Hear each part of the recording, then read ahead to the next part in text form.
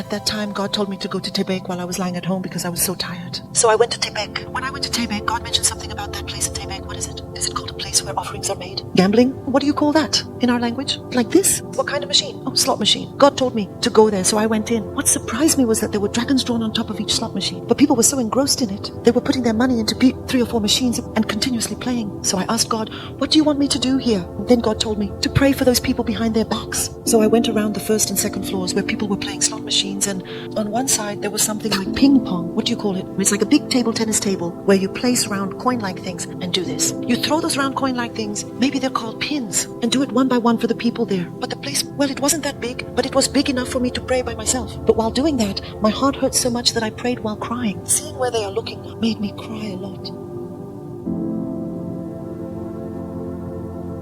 There are too many stories to tell about these evil spirits.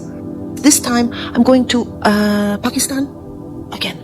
In Pakistan, the streets are entirely filled with such spirits everywhere.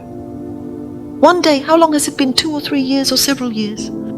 At that time, I was lying at home because I was so tired, and God told me to go to Tebek. So I went to Tebek. When I went to Tebek, what is it that God mentioned there? Is it called a place where offerings are made? Gambling? What do you call that? In Korean? Like this. What kind of machine? Oh, slot machine. God told me to go there, so I went inside. What surprised me was that there were dragons drawn on top of each slot machine. The people were so engrossed there that one person was putting their money into 3 or 4 machines and continuously playing. So I asked God, what do you want me to do here?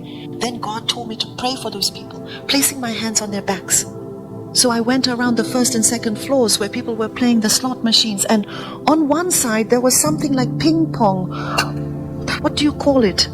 It's like a big tennis table where they place round coin-like things and play with them. In that spot where they throw round things like coins, I prayed for each person, one by one. The place wasn't very large, but it was big enough for me to pray alone. But while doing it, my heart hurt so much that I prayed while crying. As I looked at where they were looking, I couldn't help but cry. They were all engrossed in the slot machines with the mindset of hitting the jackpot with that money, staring intently at the machines. I felt like even if a fire broke out, they would press the button one more time before leaving. While they were doing that, I prayed for each and every one of them, sprinkling the Lord's blood on their backs. So I prayed until 2 in the morning that day. And after praying, I sat on the stairs and cried my heart out.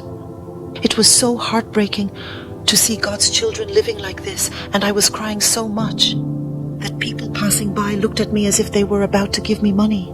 Me. He thought I was sitting there crying because I lost money and didn't have money to go home. But he was passing by and he was about to give me money. But I was just so sad, so I cried. That day I prayed alone for almost more than 5 hours, and yet these people didn't change. Each machine had a few people attached to it, standing there without changing. So it was easy to pray. This person did it earlier. If they kept on changing, it would have been a bit different. When I didn't believe in God before, I also went to Las Vegas and did it myself. So in places like Las Vegas, you can't pray. It's too big, endlessly vast. But here in Tebek, Korea, it's not that big. So after I prayed, I started crying a lot. And people were like, oh, why are you crying? They seemed like they were about to ask. But then I came out and, unable to leave, I rented a room right in front and prayed there all night, sitting there. Even though some time had passed, we are in different corners, each in our own way, chasing after what we desire, which is ultimately futile, vanity of vanities. Seeing those who are there driven by material greed, of course this place is where everything is laid bare. But Halloween is a scene where our young people are perishing. So I hope today we can take some time to pray for people to awaken spiritually